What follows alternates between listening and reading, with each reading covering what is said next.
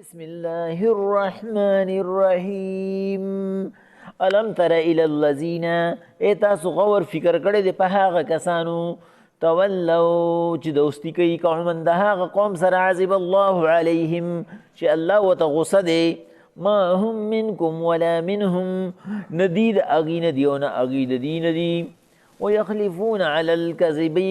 او دروغ باندې قسم کوي وهم يعلمون سره د پوینا اعد الله لهم عذابا شديدا الله تیار کړی دی د دې لپاره عذاب سخت انهم ساء ما كانوا يعملون بشک ردی اعمال ناکار دی اتخذوا ايمانهم جنة نسی دی خپل قسمونه ډال ذریعه د بچو فصدوا عن سبيل الله پس خلق اړی د سم لارنا فلهم عذاب مهين د دې لپاره عذاب د رسوای لن تعني عنهم اموالهم ولا اولادهم من الله شيئا لری بنګي د دین مال د دی او اولاد د دی د الله د سزا نه سشیز اولئک اصحاب النار دا دوزخیان دي هم فيها خالدون دوزخ کې به همیشئ یوم یبعثهم الله جميعا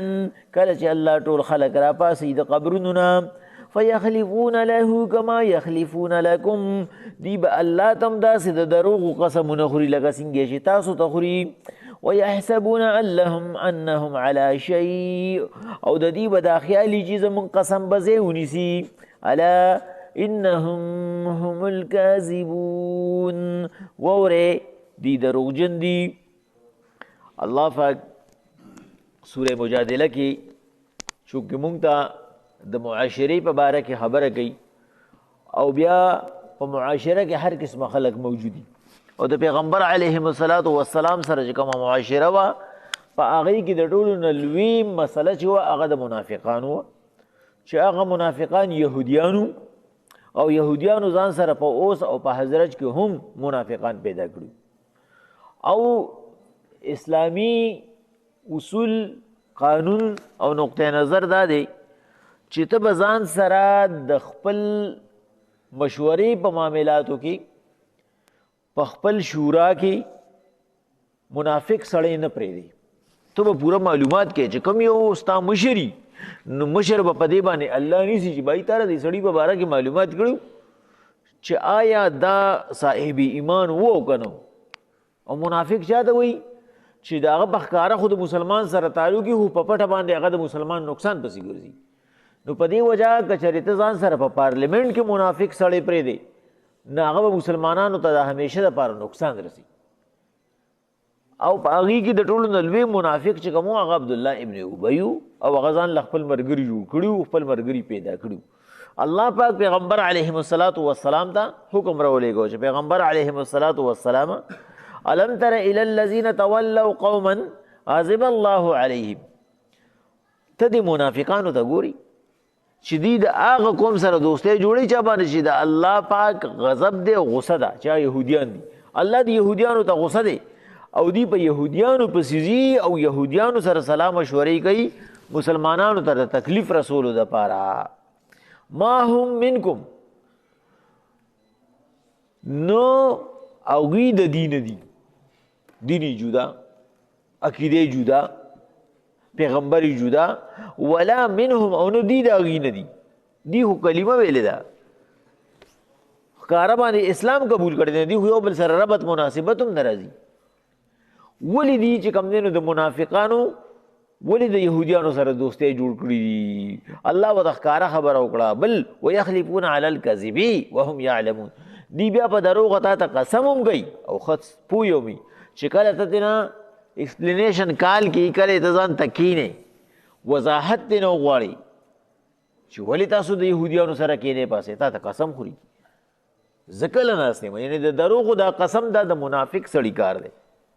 چې هغه به په دروغه قسم خوري هغه به بې سوچه قسم خوري هغه به د قسم په افادیت نه پوهېږي د هغه د منافقت دپاره دا خبره ښکاره او برابر ده الله وی اعد الله لهم عذابا شدیدا ما د دې دپاره سخت عذاب تیار کړی د چا دپاره د دې یهودیانو دپاره او د دې دوستانو دپاره د دواړو دپاره سخت عذاب دی انهم ساء ما كانوا يعملون ځکه چې د دې اعمال ناکاره دي د دې اعمال څه دي؟ د دې اعمال په ښکاره باندې د مسلمانۍ اظهار او په پټه باندې د مسلمانانو خپې ولي. الله پاک وایي غضو هم الانامله، دی تاسو پسې ګوتې چیچي چې موږ مسلمانانو ته دا ظاهري خیر ولې ورسو. نو پیغمبر علیه الصلاة والسلام د داسې خلکو نه ځان وساته او د داسې خلکو نه مسلمانانو سادهګانو ته ووایي چې ښکاره بایکاټ وکړي. اتخذوا ایمانهم جنة، دی خپل قسمونه د بچو ذریعه جوړه کړې ده، په ډال باندې خلک ځان بچ کوي. نو په دې وجه دلته کې لفظ د جنه راغی، جنه ویلی شي ډال ته هغه څیز چې ته د هغې نه شاته پټ شي هغې ته جنه وي. جن ته چې کوم دی نو جن ځکه وایي چې جن نه ښکاري، نو په دې وجه ورته جن وایي. نو دلته کې جنه چې کوم دی هغې نه مقصد ډال دی چې ته دې پې ځان بچ کوي. فصدوا عن سبیل الله، چې خلک اړوي د الله د لارې نه، زر قسم وخوري. او د مسلمانانو آدم علیهم الصلاة والسلام ته قسم چا خوړلی؟ شیطان خوړلی. د ټولو نه لوی منافق شیطان. او دا منافقان چې دي دا د هغه د ډلې خلک دی. الله وی آدم علیه السلام وی وقاسمهما، ما ته قسمونه خوړلي چې زه تاسو ته صحیح خبره کوم او د خیر خبره کوم. نو الله وی دیم قسم د دې دپاره خوري چې فصدوا عن سبیل الله، چې خلک د الله د لارې نه منې کي. فلهم عذاب مهین، د دې دپاره عذاب دی د رسوایۍ او د سپکاوي. لن تغني عنهم اموالهم ولا اولادهم من الله شیئا، خلاص بنه کې دی لره د قهر د الله نه بیا مال د دی او اولاد د دی. معمولی هم وقفه به پکې ورانه شي. هغه مال دولت چې دی وخت کې دی صرف د مال دولت د وجې نه د مسلمانانو خپې وي او دی یهودیانو سره یو ځای کېږي. اولئک اصحاب النار، دا دوزخیان دي، د دې کارونه ټول د دوزخ دي. هم فیها خالدون، او هغه داسې ځای دی چې دی به پکې همیشه وي. بس چې څوک جنت ته لړو هم به همیشه وي، او چې څوک دوزخ ته لړو هم به همیشه وي. یوم یبعثهم الله جمیعا، کله چې الله پاک دی ټول راپاسي، یعنی ټول مخلوق راپاسي، کا کافر دی که مسلمان دی که منافق دی که هر څنګه دی. نو فیخلفون له کما یخلفون لکم، دی به الله ته په هغه رزم داسې قسمونه خوري لکه څنګه چې تاسو ته قسمونه خوري. ویحسبون انهم علی شیء، او د دې به دا خیالي چې ګنې موږ ډېر ښه کار کوو او دا به موږ دا قسم به موږ بچ کي. ځکه چې زموږ د پښتنو دا چې کوم دی نو یو مقوله یو خبره ده، وی د دروغجن یاداشني. هغه د یو دروغو دپاره یو کم سل دروغ نور وي، ځکه چې هغه دروغ د غیري. نو تا ته جدا دروغ، ما ته جدا دروغ، بل ته جدا دروغ. نو دغه شان دي به دا دروغ عادتي دلته کو په دروغ باندې دي ځان بچ کو. په دې وجه دی به الله تم دروغ وایي چې نه خدای پاکه مو خو پیغمبر منلو، نه خدای پاکه پیغمبر خو موږ ته دا خبره نه وکړي، نه خدای پاکه مو خو تا ته سجده لګولې و الله به ودی بزر سجده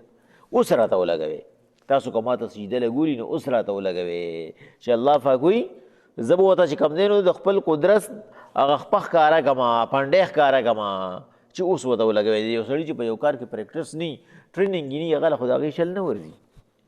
اوس چې کوم دی نو زما د رمبي والو ټریننګ نشته، نو ما باندې چې رمبي ووخو نو څه کوي ځان فصل ځان له تباه کوي،